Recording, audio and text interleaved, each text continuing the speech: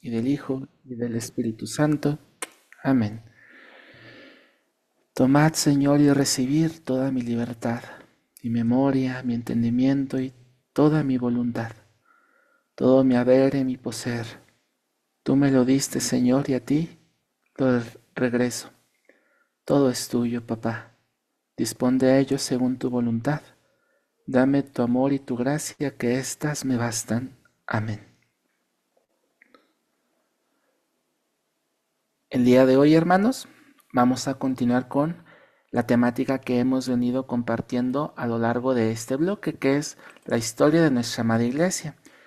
Y el día de hoy justamente aperturamos nuestro momento de oración con la oración de entrega de San Ignacio de Loyola.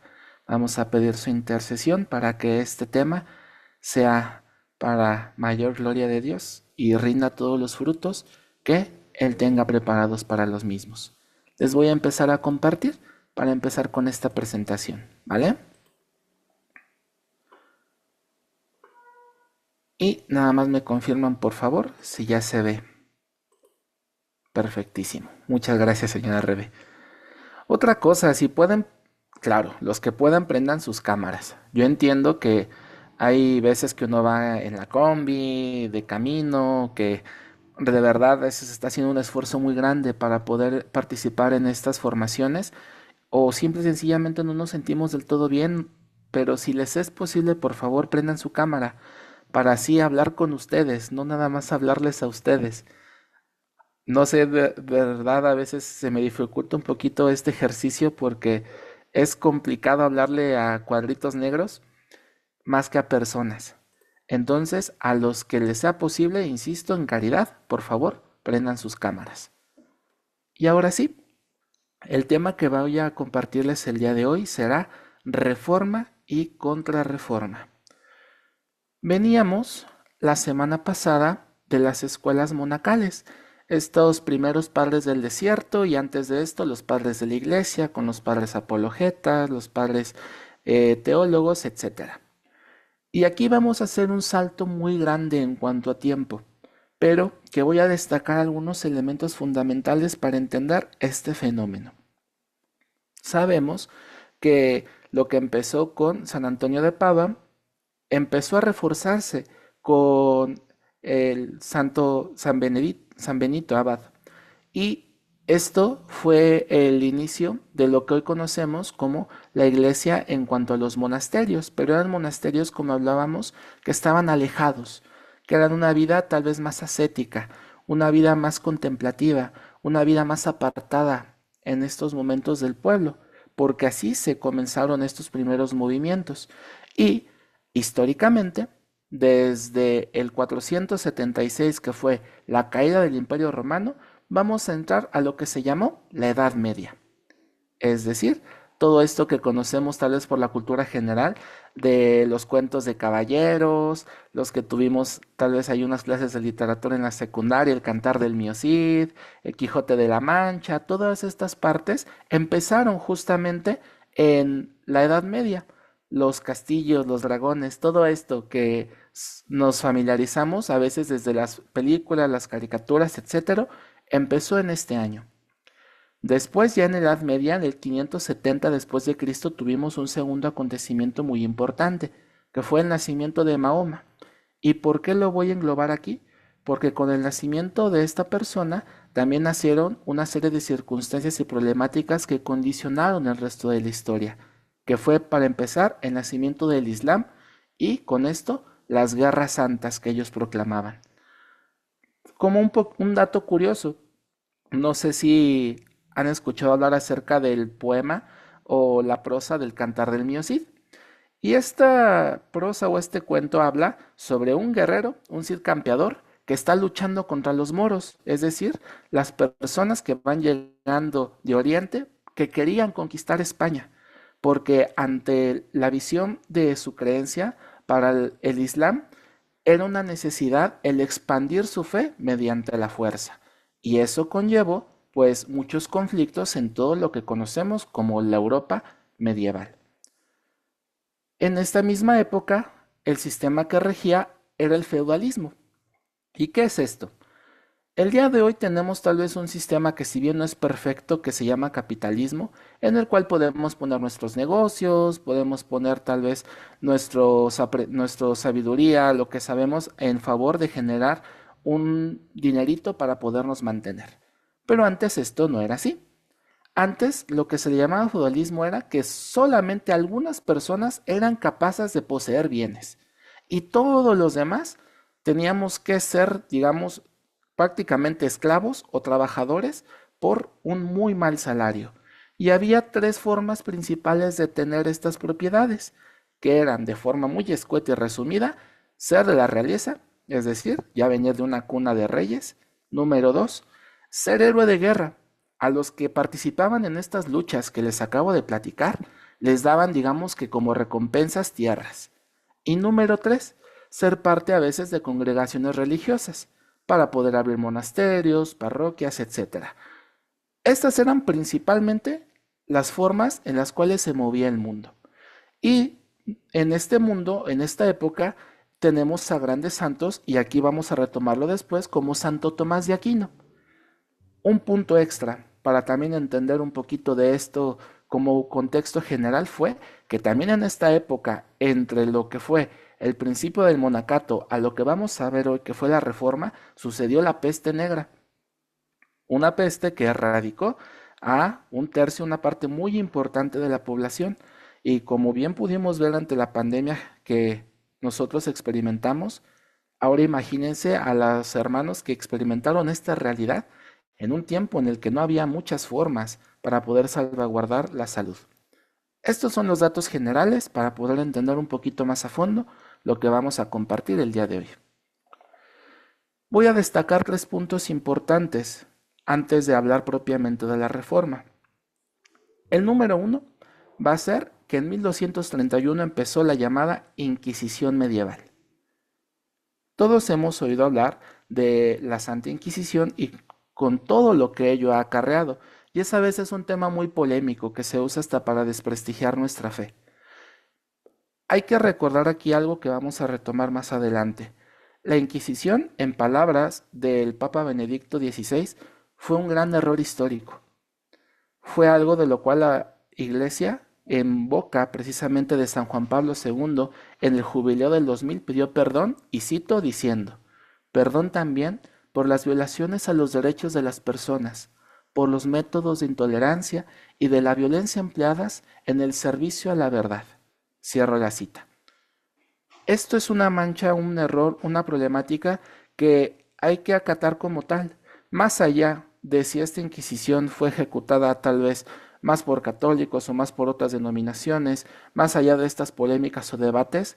Lo primero es admitir que la participación de nuestra Iglesia sí estuvo presente, y como se ha reconocido más en tiempos actuales, ha sido un error histórico del cual la Iglesia ha aprendido. Primer punto. La Iglesia estaba vista tal vez incluso ya como una figura negativa por el pueblo. Venimos tal vez de una sociedad injusta, una sociedad con mucha pobreza, una sociedad donde por más que tú trabajes, el beneficiado siempre va a ser un rico. Y si naciste pobre, vas a morir pobre y no tienes de otra. Y tus hijos nacen ya siendo prácticamente esclavos y con deudas que te heredó tu abuelo. Una atmósfera tal vez muy poco alentadora. Y a eso le sumamos que la iglesia, que en sus principios, como recordamos, era esta portavoz de esperanza, de justicia, de confort, de interceder por el pueblo, ahora se ha transformado a ojos de muchos como una perseguidora. De lo que antes los primeros cristianos huían, ahora tal vez para muchos de estos hermanos que vivieron en esa época se voltearon los papeles. La imagen de la iglesia estaba muy lastimada por estos sucesos, y se confabulan dos puntos importantes antes de hablar de la reforma. El segundo es la crisis del papado. A esta crisis le vamos a llamar cautiverio de Aviñón. ¿Por qué? Porque históricamente los papas siempre han vivido en Roma. Incluso actualmente se le sigue denominando al Santo Padre el obispo de Roma, porque ahí tenía la sede. Pero hubo una época muy grande en medio de estos tiempos en los cuales el papado se movió a Francia. porque hubo tal vez una serie de acontecimientos políticos en los cuales no me voy a meter. Si les interesa más adelante les puedo dar fuentes para que lo investiguen, en los que el papado cayó en manos de cardenales franceses durante muchísimo tiempo. Y entonces el papado, de ir de un lugar llamado Italia, el Vaticano actualmente, se mudó a Francia. Y esto generó mucha polémica para el pueblo, porque uno, rompió con una tradición muy importante para la Iglesia Católica, la sede de Pedro, la sede en Italia, y dos, resultaba cuando menos sospechoso que todos los que sucedían al Papa eran franceses y que siempre eran de una familia muy similar y que entre ellos se conocían.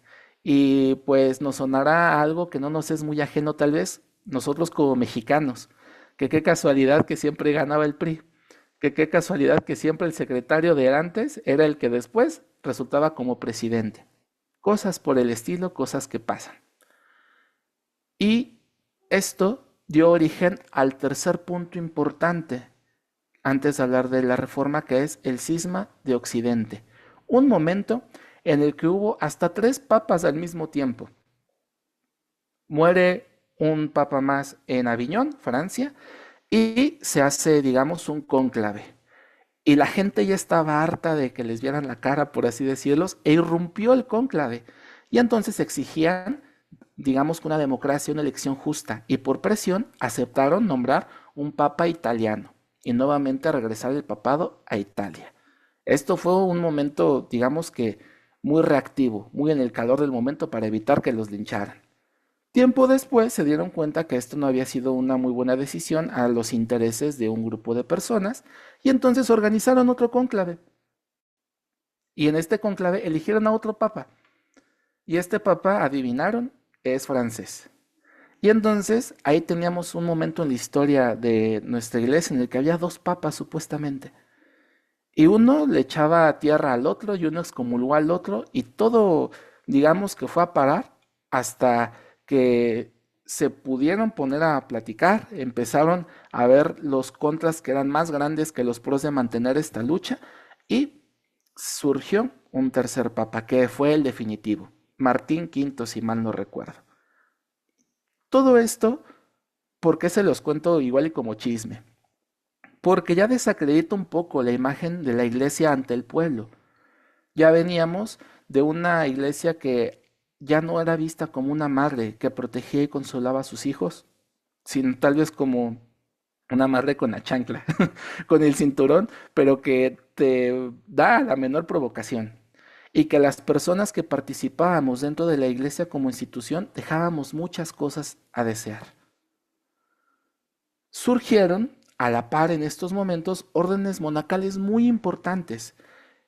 Vamos a hacer un, digamos, cambio entre lo que conocemos como las órdenes monásticas tradicionales que hablamos la sesión anterior, como San Benito Abad, a ahora las órdenes mendicantes, de las cuales profundizaremos más.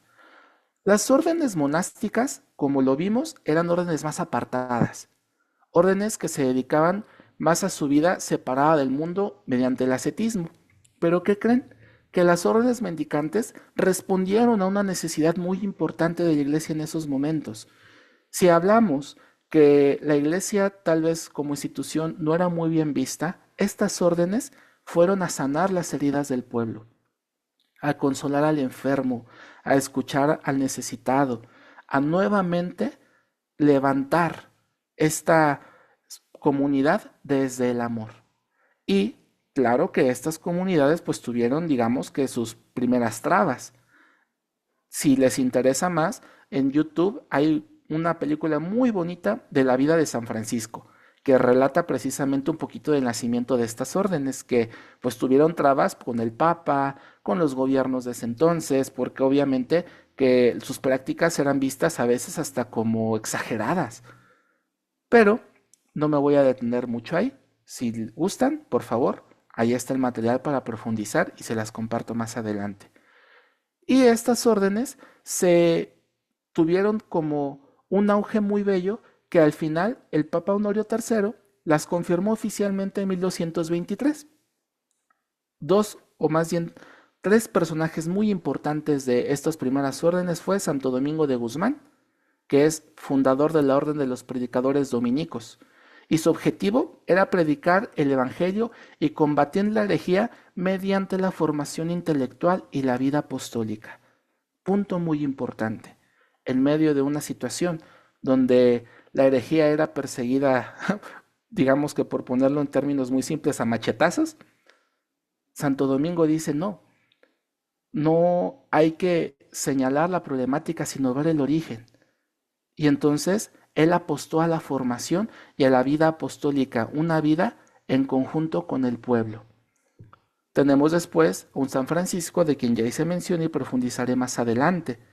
San Antonio de Padua, doctor de la Iglesia, que comenzó como agustino, pero se unió a los franciscanos, conocido como el santo de todo el mundo, un predicador excepcional.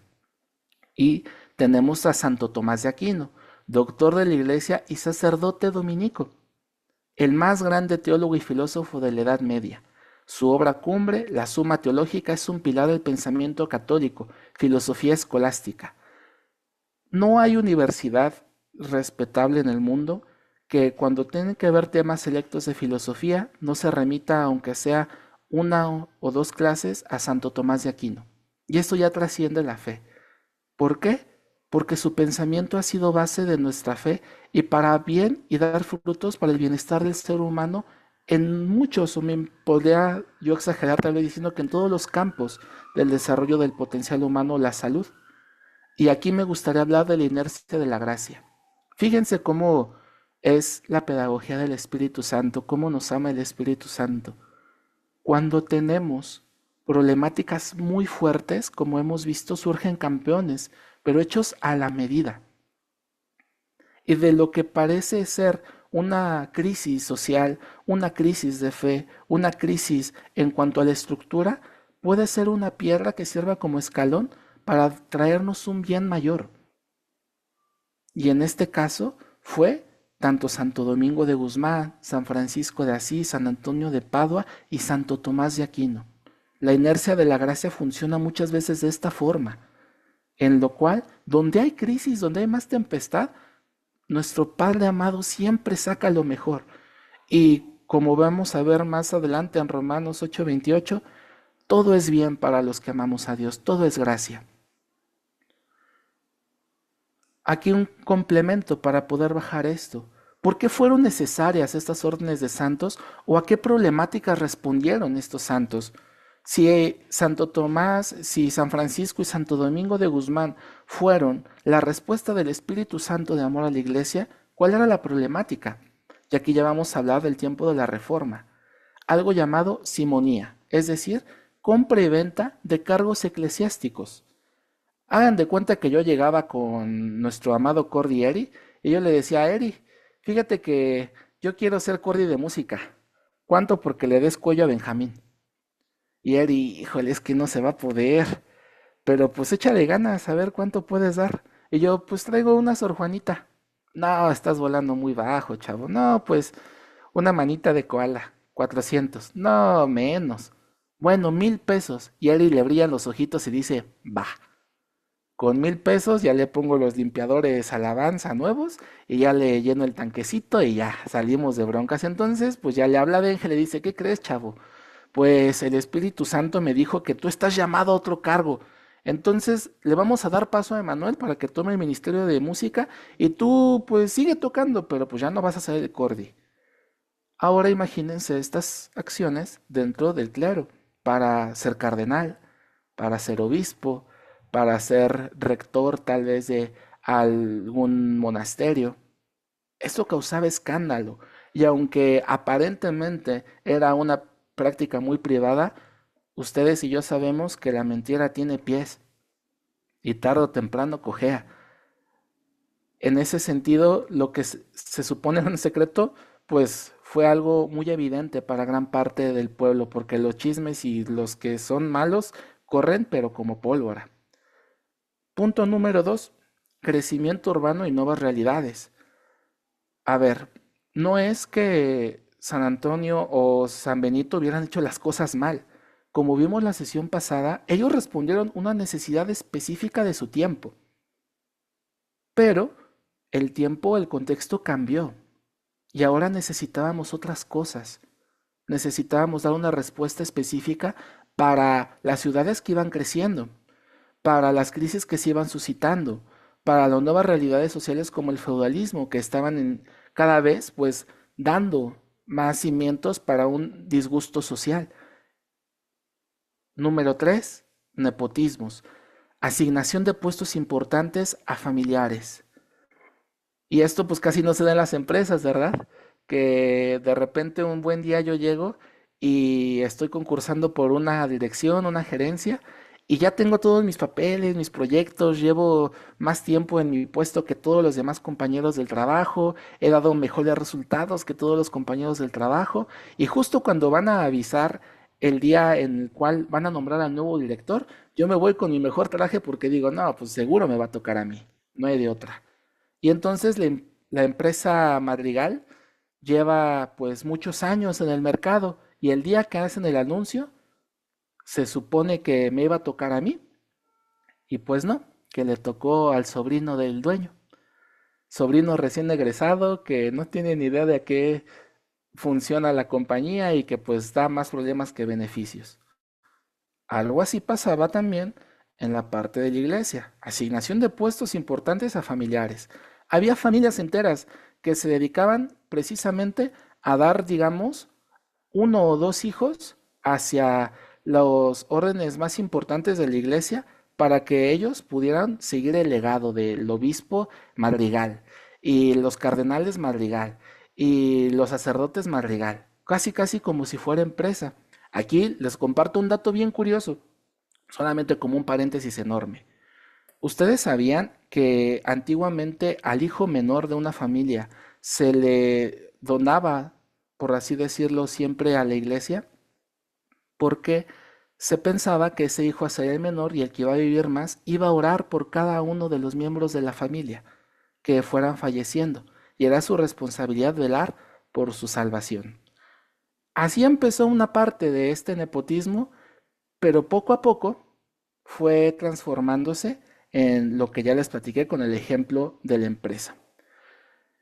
Y claro que con sacerdotes que no tenían la vocación y que fueron a veces incluso obligados a continuar con un legado, pues el clero decayó y muchos obispos y sacerdotes vivían en lujos, ignorantes de su propia doctrina y de sus obligaciones pastorales, y más que sacerdotes o pastores se convirtieron solamente en administradores, meros empresarios, y un empresario lo que siempre va a buscar es ganancias, que su empresa vaya bien y que él salga beneficiado. Y una de estas ganancias, o digamos que de esos productos que más se vendían en ese entonces, era la venta de indulgencias. Y esto fue el colmo que ya, digamos que derrumbó el vaso. La indulgencia en venta fue la chispa que encendió el conflicto. Se promovía la idea de que se podía comprar el perdón de los pecados o reducir la instancia de las almas en el purgatorio, tergiversando deliberadamente la doctrina verdadera y comerciando con la gracia de Dios. Ahí fue cuando ya de plano todo se prendió. Y esto pues devino en una crisis de credibilidad de la iglesia y nuevas herejías. Pero hasta aquí me gustaría hacer un paréntesis de calma, porque parecería que la película se está poniendo muy fea y nos podemos preguntar tal vez en este momento de la presentación, ay, Emanuel, bueno, somos los buenos, porque pues no suena muy alentador este panorama. Y ya todo esto estaba anticipado. Y me gustaría citar aquí dos citas principales. Una, Romanos 8 del 35 al 39, que dice, ¿quién nos apartará del amor de Cristo? ¿La tribulación o la angustia, la persecución, el hambre, la indigencia, el peligro o la violencia? Pero en todo esto somos más que vencedores por medio de aquel que nos amó. Palabra de Dios. ¿Qué quiere decir esto?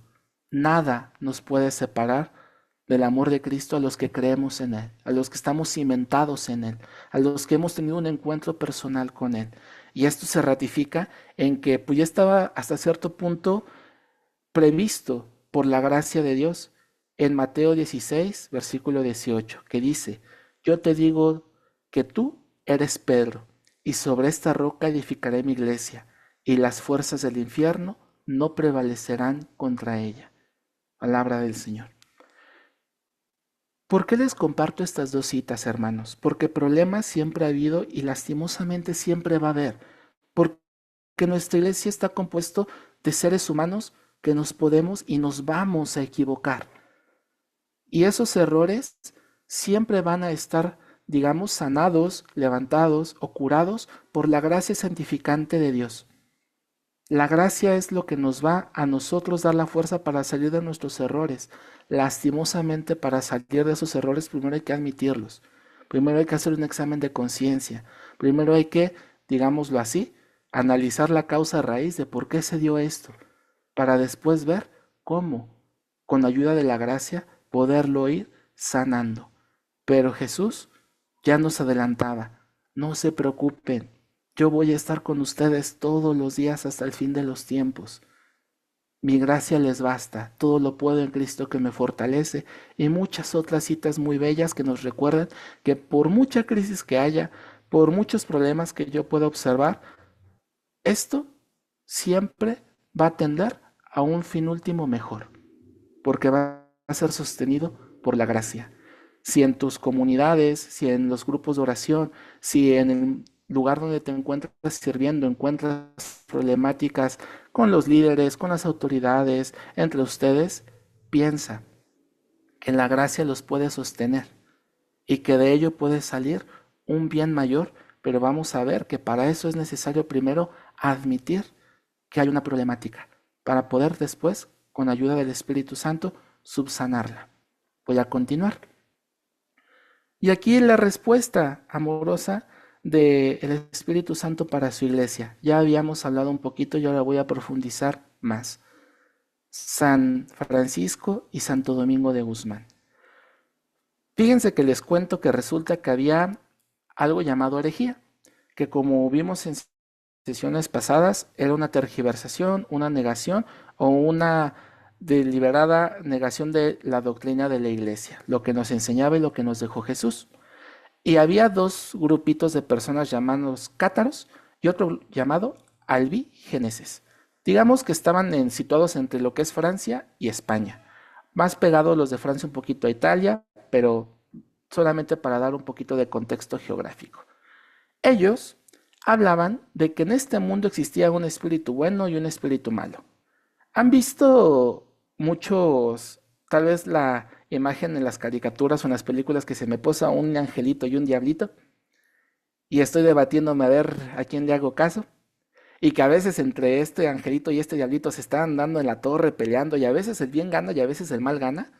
Bueno, pues era una parte muy simplificada de lo que estas personas creían. Que había una lucha pero que el mal sí podía ganar. Y que el mal era tan poderoso como el bien. Pero ¿qué creen? Que como estas personas vivían en austeridad, en pobreza y en contacto con las personas, tenían cierta credibilidad. Y esto fue un movimiento que empezó a hacerse muy popular. Voy a trasladar un poco esto a nuestra realidad. Vi una imagen hace un par de días que me llamó mucho la atención de una persona que estaba tomando fotos a la inundación que tienen en estos momentos nuestros hermanos de Veracruz. Y decía el título de la imagen, los mormones no eran tan malos. Porque ves a un ejército de chavitos güeros con su camisa blanca y su pantalón de vestir, con palas, dispuestos a ayudar a todas las personas que estaban siendo afectadas por esta problemática. Y claro, que ante un momento de necesidad, pues muchas veces estos actos pueden generar cierta credibilidad y tal vez el pensamiento pueda llevar a decir, bueno, y pues los mormones no han de ser tan malos, vamos a escucharlos, ¿en qué creen? Y en este contexto se dejen convencer precisamente por este testimonio. Y la mentira tiene que ver mucho a veces con la mezcla entre cosas que podemos llamar positivas y negativas. Dicen por ahí que una buena mentira tiene que tener parte de verdad para que sea creíble. ¿Por qué les comparto esto? No es desprestigio ni mucho menos para con nuestros hermanos de otras religiones. Y reconozco mucho su labor porque como hermanos todos estamos llamados a acompañarnos unos por otros y a veces, un ejemplo más, los momentos de mayor necesidad como un temblor, son los que más nos unen y los que ya dejan de lado nuestras diferencias. Pero traigo este ejemplo a lo que estamos compartiendo porque para muchas personas era muy creíble esta realidad, pues ellos son los buenos, porque ve los demás como viven entre lujos, que ni se acuerdan de nosotros, que son corruptos, que no hacen la. Y había estas personas que sí lo hacían. Ante esta realidad surgió San Francisco y Santo Domingo, que ofrecieron un modelo alternativo de vida cristiana, hombres que vivían en pobreza voluntaria, y los que conozcan o quieran conocer la vida de San Francisco, esta palabra va a tener doblemente valor. Pero dentro de la ortodoxia católica, predicando el Evangelio con palabras y sobre todo con el ejemplo de sus vidas. Santo Domingo se dio cuenta de que la herejía cátara se combatía mejor con la predicación y el ejemplo de una vida pobre y piadosa, y no solamente con la fuerza. Acuérdense que veníamos de la Inquisición. Santo Domingo se dio cuenta de la problemática y en lugar de responder negándola con más fuerza o apartándose de la realidad, tuvo el valor de ver qué es aquello que está pasando, por qué se está suscitando este fenómeno, por qué ellos crecen. ¿Cuál es la necesidad del pueblo de Dios que están buscando saciar su sed por otros medios? Y ante estas preguntas, Santo Domingo de Guzmán se dio cuenta que la necesidad imperante de ese tiempo era una vida cercana al prójimo y la formación precisamente de las personas que conformaban la iglesia. Recordemos también un paréntesis muy importante aquí, la formación católica estaba reservada solamente para la gente que sabía leer, la cual era muy poca, o la gente que tenía tiempo libre. Pero, pues, el tiempo libre era un lujo del cual casi nadie gozaba por el sistema feudal que ya compartíamos. Santo Domingo dijo no, todos merecen tener acceso, es más, no merecen, necesitamos tener acceso a esta formación para enamorarnos más de Jesús, para enraizar más nuestro corazón en su doctrina, para poder combatir o vencer todos los desafíos que nuestra época nos está arrojando. Supo canalizar la fuerza de un movimiento de renovación espiritual que pudo ser muy conflictivo y lo transformó en un motor de su propia reforma, de una adecuación, de una renovación, de una corriente nueva que dio gracia a la iglesia de ese tiempo.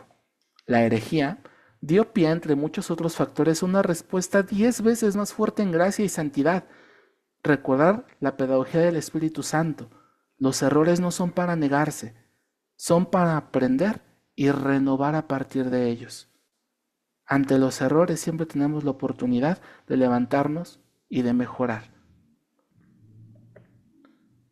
Y este error, que pudo haber sido la herejía que les compartía, sirvió para dar auge a dos pilares de nuestra iglesia. San Francisco es el santo de la pobreza, la alegría y el amor por toda la creación con su poema del hermano Sol. Y Santo Domingo de Guzmán, el santo de la predicación, la verdad y el estudio, fundador de un orden de frailes y maestros teólogos. Y pues, ¿qué mejor maestro para ilustrar el fruto de Santo Domingo que Santo Tomás de Aquino, dominico? Ahora sí, volviendo un poquito más a la parte de la reforma, hubo un avance muy fuerte en cuanto al nacionalismo. Los reyes y príncipes de estados buscaban mayor independencia del poder del papa y del emperador. Se inventó la imprenta, algo que antes no existía, que era la información. Antes, para saber algo, Santo Domingo y San Francisco lo que hacían era salir a las calles y predicar.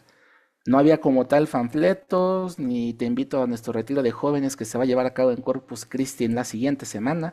Aquí meto el comercial por si alguien conoce a algún joven, algún sobrino, algún nieto, por favor, inscríbanlo con nuestro coordinador juvenil, Eri.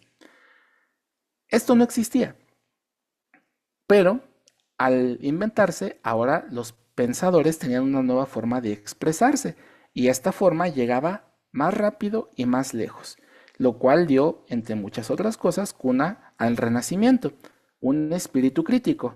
Y todos hemos escuchado hablar, aunque sea de pasada, de Galileo, de Shakespeare, de Erasmo de Rotterdam, Dante Alighieri, Maquiavelo, Copérnico, Cervantes, etc. Surgieron posturas como antropocentrismo. ¿Qué quiere decir esto? Antes, todos estábamos ciertos de que existía un Dios y todos estábamos en este mundo para aprender y amar a Dios. Pero ahora se cayó Dios y levantamos al hombre, y ahora todo va a girar alrededor del hombre, y el hombre es su propio Dios. Y racionalismo puro y humanismo son, digamos que, las alas de este antropocentrismo. No todo fue malo, ¿por qué? Porque a la postre esto dio cabida, justamente, a la realidad posmoderna en la que vivimos. Todos los avances científicos del racionalismo, que vino con el positivismo, el método científico, etcétera. Ahí no me voy a detener mucho, solamente es para que lo tengan en cuenta y si después quieren replicar este tema en sus comunidades, tengan esta información y si gustan, profundizar más. Y aquí fue donde nació el famosísimo llamado Martín Lutero. Lutero era un monje agustino profundamente angustiado por una pregunta. ¿Cómo puedo encontrar en medio de este mundo un Dios misericordioso? Y ante esta pregunta, él veía todo el contexto del que ya hemos hablado, no le era indiferente. Y él empezó a hacer su propia investigación y su entrecomillado descubrimiento fue que la frase solamente nos vamos a salvar por la fe puesta en Romanos 1:17 cimentó gran parte de sus tesis. Todos nos salvamos nada más por fe. Y de aquí surgieron sus principios fundamentales. Uno, sola fide, solo por la fe. La salvación es un don gratuito que Dios nos da y que solamente se recibe por la fe.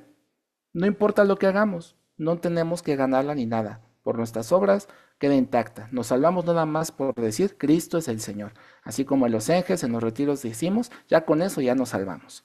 No importa si tú saliendo del retiro robas, le pegas a alguien, no importa si le das rienda suelta a tus pasiones, tú te salvas nada más por fe. Y sola scripta o sola la escritura. La Biblia es la única fuente de revelación divina y rechaza la autoridad de la tradición y del magisterio de la Iglesia. Y todas estas ideas, ya bien estructuraditas, las puso en 95 tesis, el 31 de octubre de 1517, y pues las clavó en el lugar más visible para toda la feligresía, en el castillo de Wittenberg, que en ese momento era, digamos, como un palacio nacional. Ahí puso todos sus panfletos, infórmense, lean, yo creo esto, y pues muchas personas empezaron a creer. Todo esto, en conjunto con el contexto, pues fue la chispa que encendió la pólvora.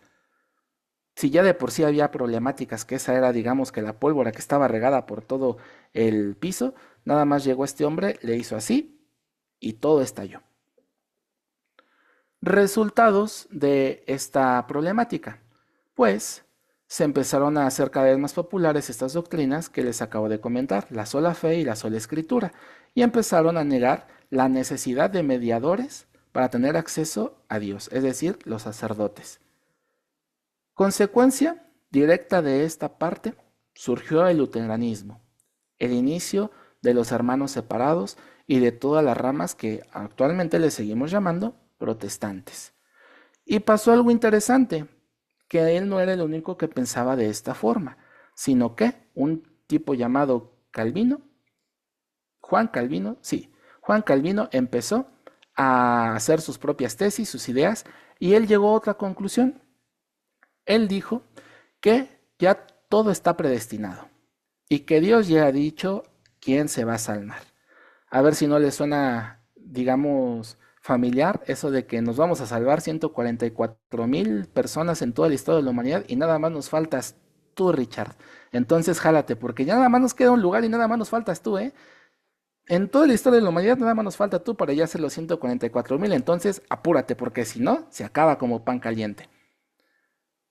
Y esto, pues, fue aprovechado por muchos movimientos políticos, porque ya no estaban tan a gusto, digamos, con la iglesia. Entre ellos, en Inglaterra, un tipo llamado Enrique VIII.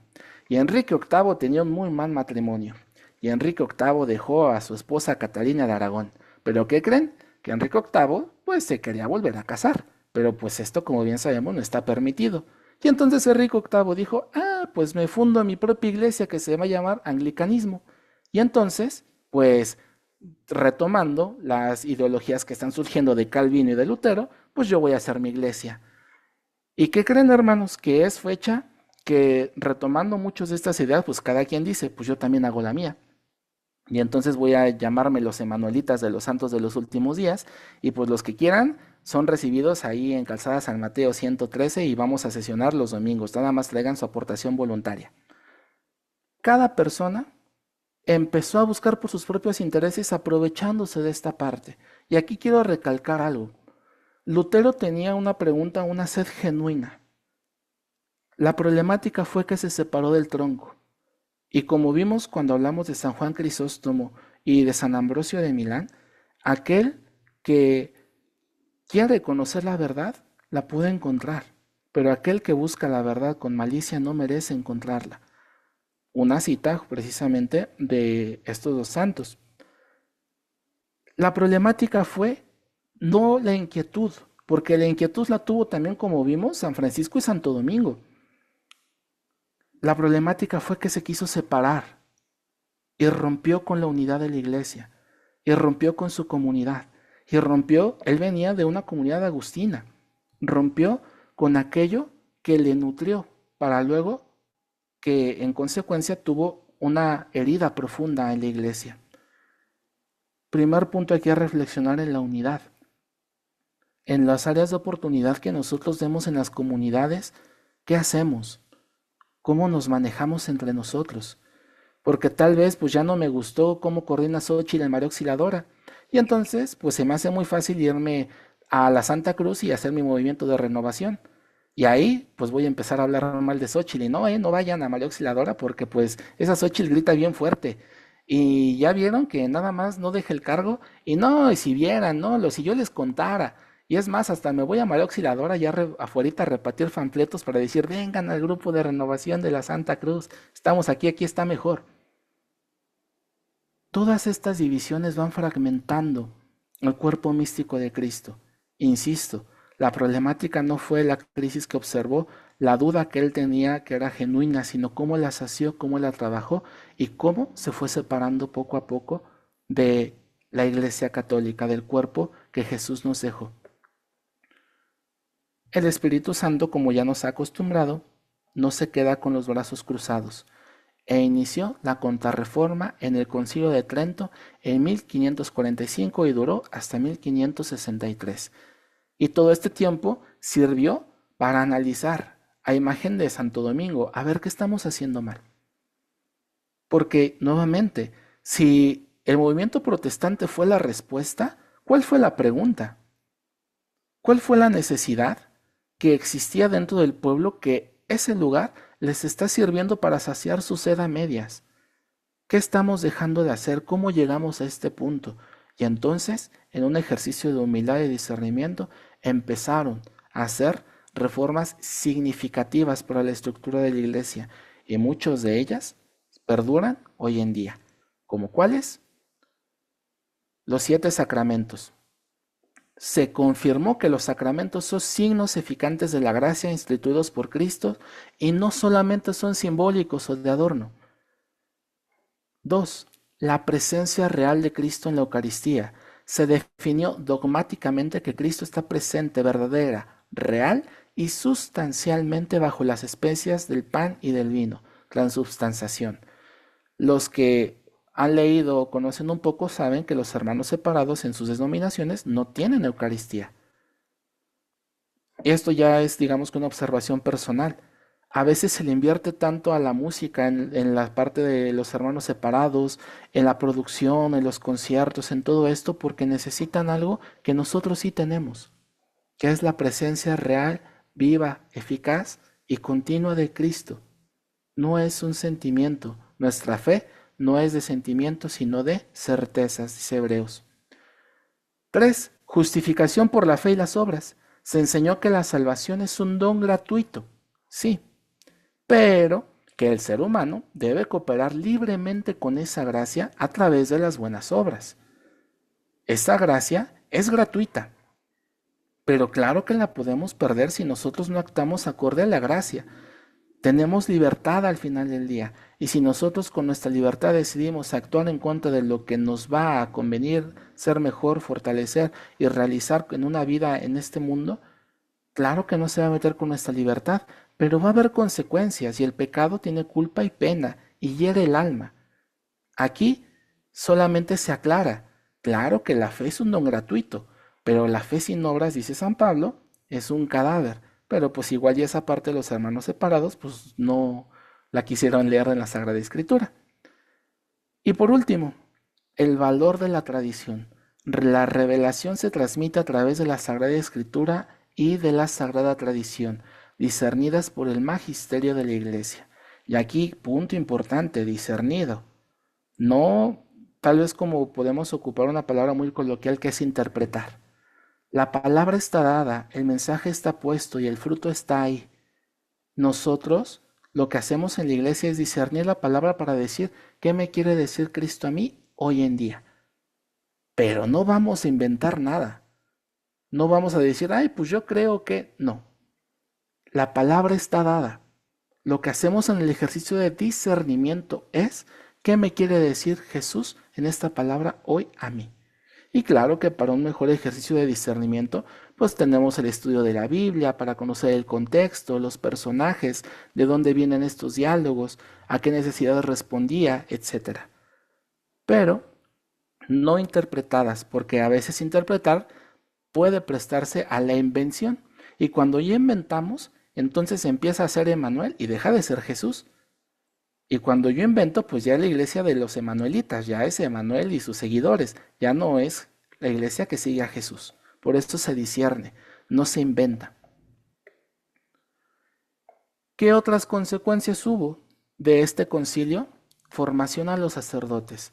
Se decretó la creación de los seminarios en cada diócesis para asegurar la formación intelectual y espiritual sólida a futuros sacerdotes y un correcto discernimiento de la vocación, precisamente para acabar con esta parte del nepotismo, o que a mí me obligaron, o que yo no quería. Uno, vas a formarte en la parte espiritual y en la parte doctrinal. Y en esta formación vamos a discernir tu vocación y es algo que hoy día se sigue. En nuestra amada arquidiócesis de Tlalnepantla tenemos una formación promedio de 10 años, con la primera parte en la carrera de filosofía, un año de confrontación, después carrera de teología, otro año de confrontación y después ya vas al diaconado y si Dios lo permite y así es su voluntad, pues ya te, digámoslo así, ordenas sacerdote. Pero es todo este proceso. Y antes era de, pues yo tengo ganas. Bueno, pues eres de la familia Madrigal, como la película de Encanto, pues jálate. Tú vas a seguir el legado de tu abuelo y de tu bisabuelo, etc. Y dos, obligación de residencia. Los obispos y párrocos debían vivir en sus diócesis y parroquias, atendiendo pastoralmente a su rebaño. El pastor tiene que fungir como eso, como un pastor. ¿Cuándo han visto un pastor que cuida las ovejas vía Bluetooth? Que dice, ahí dejo el espantapájaros y yo me voy, y ahí de vez en cuando les echo una vista. No, el pastor está cercano con las ovejas, las vas cuidando, las va llevando a que coman rico, a que tomen agüita, se fija si tiene que trasquilarlas, se fija de sus necesidades y es consciente de ellas porque vive con ellas. Y entonces también, a la par que las ovejas crecen en dignidad, el pastor claro que tendrá mayor dignidad en cuanto a su vivienda, materialmente hablando, pero es una dignidad general. Ya no es de estos palacios, ya no es de estas riquezas, ya no es de esta parte, sino que la obligación está en vivir con el rebaño, para que estés en contacto con sus necesidades y en consecuencia puedas tú responder a ellas. Y voy a cerrar con estos puntos que son los santos de la Reforma, las respuestas amorosas del Espíritu Santo. San Ignacio de Loyola, fundador de la Compañía de Jesús, jesuitas, a través de sus ejercicios espirituales y su lema, a la mayor gloria de Dios, formó un ejército de sacerdotes bien formados, obedientes al Papa, que se dedicaron a la educación, las misiones y a la defensa de la fe mediante el debate teológico. Esta es una belleza, porque ante un mundo que se estaba separando y constantemente, digamos que ramificando, empezando por Lutero, Calvino, Enrique y demás, surgió San Ignacio de Loyola y les invito a estudiar su vida. Sus ejercicios espirituales para discernir son oro puro hoy en día todavía y son muy actuales a las necesidades. ¿Y qué tuvo a bien? Formar la Compañía de Jesús, un ejército de sacerdotes bien formados para que, como enseñó Santo Domingo de Guzmán, poder formar a las comunidades y conocer sus necesidades. El debate teológico es, ¿tú por qué crees lo que crees? No voy a anular precisamente tu experiencia, voy a escucharte, voy a convivir contigo, voy a ser pastor. A los que, digamos, fueron alienses, les recordaré pues el cuento de las sandías que nos compartió precisamente nuestro amado sacerdote. Se metía con ellos y vivía con ellos para después empezar la formación. Y esta formación fue la base de su misión y hoy en día sigue activa. Y Santa Teresa de Ávila y San Juan de la Cruz lideraron la reforma del Carmelo frente a la relajación de las costumbres en muchísimos conventos. Ellos promovieron el regreso a la pobreza, la clausura y sobre todo una profunda vida de oración y unión mística con Dios, y demostraron que la verdadera reforma comienza desde el corazón, desde lo interior. Aquí ya tenemos un titán, que fue San Ignacio de Loyola. Y de verdad les invito a comprar el libro del Manual del Peregrino, creo que lo tiene Betty en la librería, porque es un cuadernillo de discernimiento espiritual muy bueno y que está basado en este proceso que tuvo San Ignacio de Loyola a lo largo de su conversión. Él fue un soldado que fue herido en batalla y ante esa dificultad tuvo su encuentro personal. Ya no les platico más porque si no, no acabo, me emociono y los hago bolas. Lean, investiguen o busquen un videito de YouTube con la vida de San Ignacio de Loyola. Pero les decía, si ya de por sí aquí había un titán, acá el Espíritu Santo también se volvió a volar la barda. Nos dio un culmen de tesoros en cuanto a estas, digamos, vocaciones que el Carmelo nos otorgó y que sigue presente hoy en día este fenómeno. Más de uno de los aquí presentes les aseguro que traen un escapulario. Surgió precisamente de esta bendita también movimiento monacal que después pues se fue diversificando a lo largo de la historia. Y para no venderles piñas y no contarles cosas, les voy a dejar solamente unas frases para que se den cuenta y antojarles un poquito de profundizar en la vida de estas personas. San Juan de la Cruz. Voy a empezar con la frase de la imagen. La mayor necesidad que tiene el hombre es la de callarse ante este gran Dios, con la mente y con la lengua, pues el lenguaje que él más oye es el callado amor. El maestro de la contemplación y de la vida mística, San Juan de la Cruz. Y tenemos aquí, pon amor donde no hay amor y cosecharás o sacarás amor. Quien quiere morir a todo, tendrá vida en todo. Busca leyendo y encontrarás meditando. Llama orando y se te abrirá contemplando.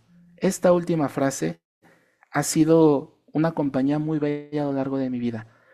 Para los que me conocen, yo soy una persona que a veces racionaliza mucho las cosas y que le gusta mucho pensar y llegar al meollo. Y en ocasiones eso, hermanos, por ejemplo, ahora que les comparto y les he compartido temas, a mí me da muchísimo miedo hablarles a ustedes porque no quiero aburrirlos, de verdad. Para mí son temas muy apasionantes, pero no quiero hacerlos bolas. No quiero aburrir, no quiero tal vez profundizar en temas que no van a rendir el fruto que el Espíritu Santo desea.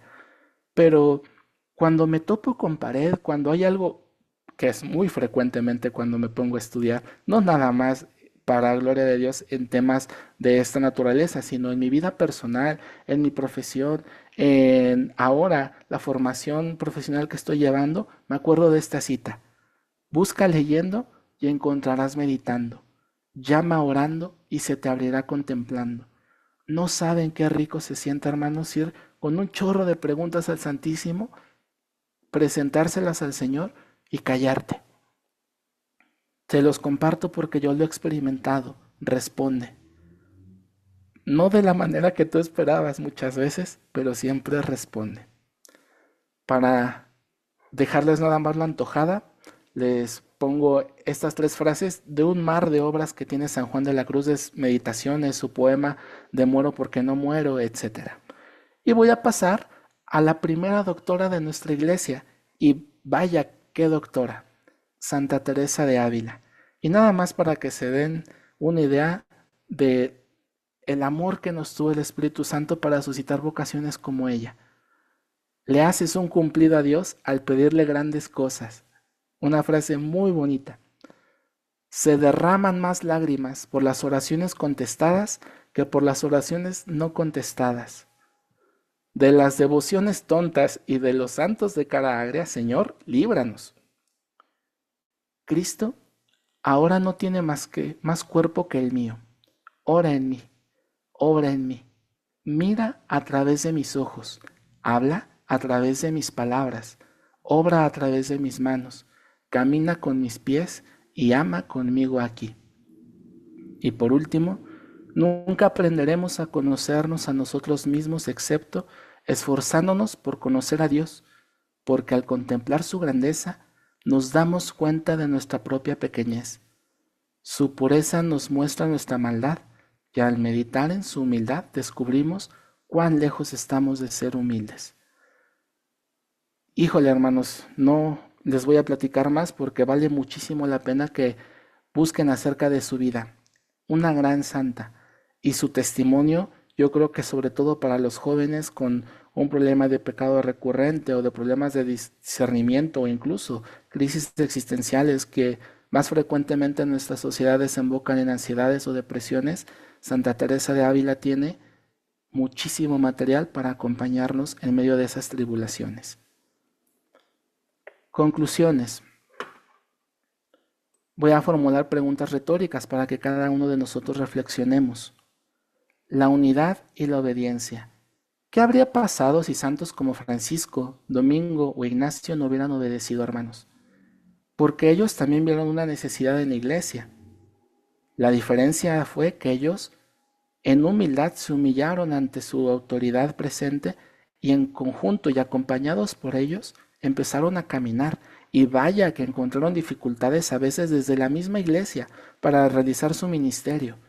Si leen o investigan un poco de la vida de estos santos se van a dar cuenta que no la tuvieron fácil y que no fue tan fácil como, ay, pues voy a hacer mi orden de franciscanos, total, ¿quién me va a decir que no? No, pedían muchísimos requerimientos, hubo muchísimas trabas, pero no se desanimaron y siempre en unidad y obediencia. Una frase que ya hemos compartido, hermanos, para las comunidades de nuestra amada arquidiócesis, donde no hay unidad, no hay unción. Y hoy estos hermanos nos recuerdan, donde no hay unidad y no hay obediencia, no hay frutos del Espíritu Santo. Segundo, citando a Romanos 8:28. Y sabemos que a los que aman a Dios, todas las cosas les ayudan a bien. Esto es, a los que conforme a su propósito son llamados, es decir, todo es gracia. ¿Cuántas veces, hermanos, ante pues lo desolador que puede parecer la vida, el mundo, solemos desesperarnos y queremos abandonar el ministerio y queremos abandonar la catequesis y queremos abandonar la coordinación o como les decía, pues igual de forma muy chusca, no, pues me voy a ir a hacer mi propio grupo, mi propio ministerio, aunque tenga yo una parroquia aquí al lado de mi casa, no, ahí ya me malmiró el padre, me voy a ir a otro lado, me voy a ir hasta Zona Esmeralda. Hermanos, todo lo que papá permite es para bien de los que los aman, todo es gracia. Hay que saber tener paciencia y sufrir con él. Pero siempre, como decía San Ignacio de Loyola, a la mayor gloria de Dios, hay que seguir trabajando. Saber pararnos sobre grandes hombros. A estas alturas, hermanos, ya les puedo dar, por ejemplo, esta imagen. Ya vimos a San Antonio y San Agustín, a San Benito y después a Santo Tomás, que también se inspiró para ser San Francisco, y que también ahí estuvo Santo Domingo, y San Ignacio, y Santa Teresita de Ávila, y San Juan de la Cruz, y todos los santos han tenido a bien pararse sobre la vida de los santos que les han precedido. Porque la vida de los santos nos recuerda que los problemas que nosotros pasamos no son nuevos y no le son ajenos a Dios, y que Él ya ha hecho grandes obras en la vida de estos hermanos, la iglesia triunfante, y si lo ha hecho con ellos, claro que lo puede hacer con nosotros, pero sentirnos acompañados, qué gran diferencia hace, hermanos. Sentirnos acompañados en nuestro desierto espiritual, donde no sentimos a veces que escuchamos la voz de Dios. Ahí es donde nosotros podemos ir escuchando poco a poco la imagen o el testimonio de estos hermanos. Últimas preguntas. ¿Cómo podemos nosotros en la renovación aprovechar la formación bíblica, doctrinal y de oración el día de hoy para fortalecer nuestra identidad católica y ser agentes de renovación en la iglesia de hoy ante los muchos desafíos que, pues, nuestra sociedad nos separa? Y, digamos que para cerrar, ¿qué santo de esta época te inspira más y por qué? Citamos en esta sesión a muchos, y claro que con cada uno de estos santos habrá unos que, por decirlo de una forma, nos caigan mejor que otros. Con esto termino, hermanos. Les dejo este material. Ya saben que se los comparto al finalizar la sesión para que puedan leerlo con mayor calma. Y pues les agradezco mucho su atención. Perdonen si me extendí, me centré de más y como les dije, espero no haberlos hecho más bolas. Muchísimas gracias por prestarme atención. Ahora sí, si hay alguna duda, alguna pregunta, con toda confianza, la podemos empezar a comentar. Y si no, pues cerramos con la oración.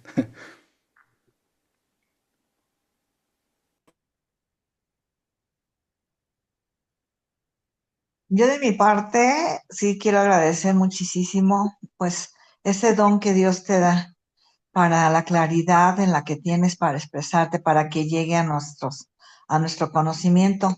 En especial hoy, pues sí se me hizo porque hubo historia, hubo espiritualidad y pues también algo personal, ¿no? En cuestión lo que hablabas de que a veces nosotros tomamos decisiones para irnos a otras parroquias o este tipo de cosas. Es un tema que a mí, la verdad, sí me da mucha tristeza porque creo que definitivamente a veces hay un falso liderazgo que no debe de ser porque pues todos vamos sobre el camino de Dios y solo Dios es quien decide dónde debemos de estar. Ujú. Entonces, de verdad, muchas gracias, Emanuel, porque de ver que eres tan joven, con tanta dedicación, tu espiritualidad, de verdad es algo que nos deja un gran ejemplo y un gran testimonio. Gracias. Nada que agradecer para gloria de Dios. Y pues ante esos lugares o momentos en los que nos desanimamos ante estos liderazgos, mayor oración, pero también mayor humildad y mayor unidad. Llevarnos siempre a la unidad con los hermanos. Muchas gracias, Mari. No, al contrario a ti. Buenas noches. Buenas noches. ¿Alguien más? A mí me gustaría compartir que todas estas desviaciones de la reforma, los protestantes y demás, nacen del egoísmo, del ver por su comodidad, por ellos mismos, ¿no? Y dice la frase de la Madre Teresa de Calcuta, ¿no? Quien no vive para servir, no sirve para vivir. Si nosotros como cristianos nos enfocamos en que Dios me haga, me ayude, me tenga bien, pues no vamos a crecer nunca, ¿no? Y si nos ponemos a pensar en el hermano, en el necesitado, en el otro, vamos a soportar muchas cosas que para la fe nos dan fuerza, ¿no? Si mi vida cristiana la entiendo como una entrega, como un servicio, pues no voy a estar viendo qué me hacen, qué me dicen, qué me critican, como dicen, ¿no? Ya me hicieron, ya me voy a otra parroquia. ¿Por qué? Porque me hicieron, ¿no? Yo ahí en el centro. Cuando pongo a Dios en el centro y a mis hermanos a los lados, entonces puedo pensar más allá, ¿no? Puedo pensar que sigo un Cristo crucificado, que se humilló, que sirvió y que dio todo, ¿no? Por los demás. Y si yo tengo ese ejemplo y aprendo a sacrificar, a controlar mis pasiones, a combatir mis pecados por el bien propio, ¿verdad? Pero también el de los demás, pues muchas cosas de esas se evitan, ¿no? Es como uno fortalece la fe, como uno crece. Y a lo mejor el tip está en esto, ¿no? Cristo sí me va a ayudar, me va a sanar y va a hacer mucho por mí, pero más tenemos que aprender a dejar que Cristo haga en mí para los demás.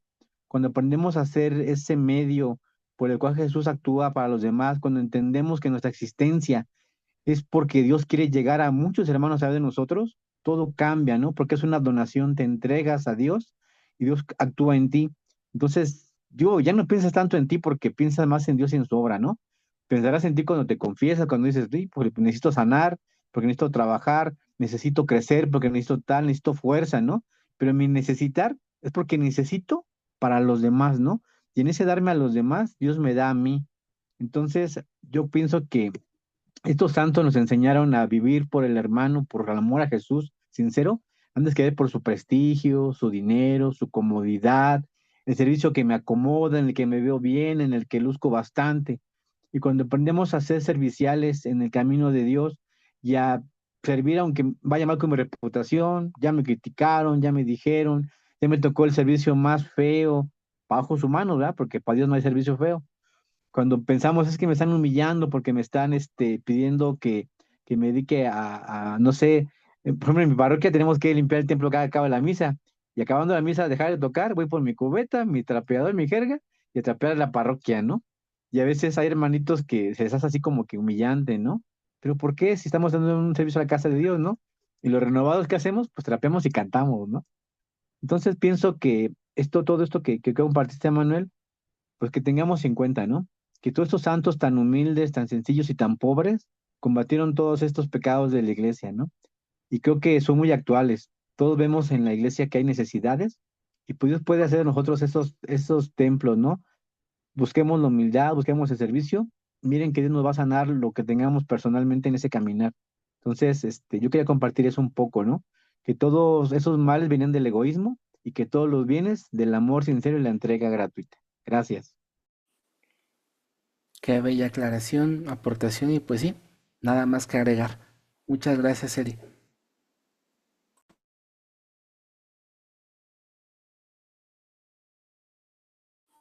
¿Alguien más?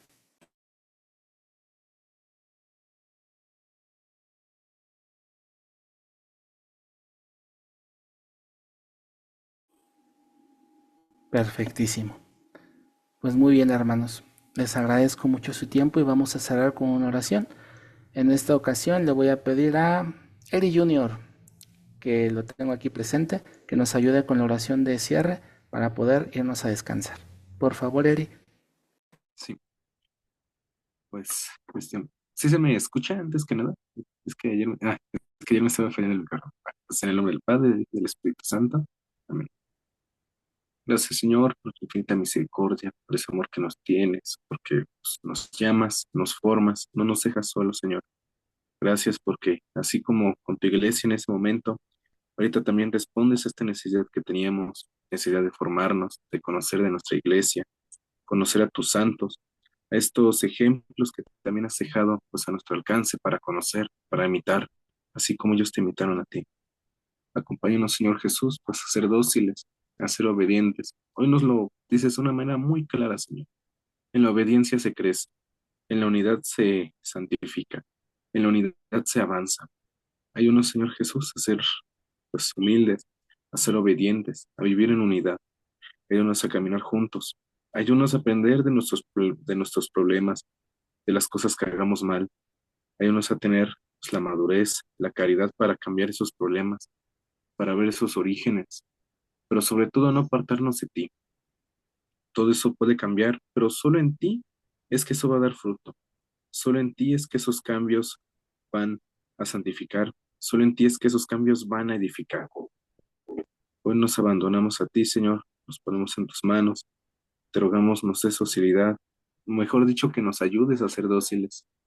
Ayúdanos a trabajar por nuestra santidad, por nuestra salvación. Y ayúdanos a seguir teniendo esta meta firme, Señor, el cielo. Ayúdanos a tener la conciencia de que cada uno de nosotros estamos llamados a ser ese santo que necesita tu iglesia ahorita. Que cada uno de nosotros está llamado a ser ese santo que va a poner ese granito de arena. Ese santo que va a poner un tabique en esta iglesia, Señor. Ayúdanos a amar, ayúdanos a enamorarnos de ti y aprender a verte en los demás. A enamorarnos de ti en los demás. En el hermano, en el que me cae bien, en el que no me cae tan bien, en el que me cae mal. Ayúdanos, Señor Jesús, a verte, pero más importante, ayúdanos a ver con tus ojos, ayúdanos a ver en ese servicio, en esa entrega a los demás. Aparte el egoísmo de nosotros, y si hemos caído, pues ayúdanos, Señor. Ten misericordia y ayúdanos a verlo, ayúdanos a corregirlo, ayúdanos a salir, que es a lo que nos llamas, seguir adelante. Madre Santísima, mejor intercesora, mejor ayuda no podemos pedir. Te rogamos que nos acompañes, que nos ayudes en esa docilidad de corazón como tú lo tuviste, nos ayudes en esa obediencia, por ejemplo, lo perfecto que tú nos das, Madre Santísima. Y decimos juntos, alégrate María, llena eres de gracia, el Señor es contigo, Bendita eres entre todas las mujeres, y bendito es el fruto de tu vientre, Jesús.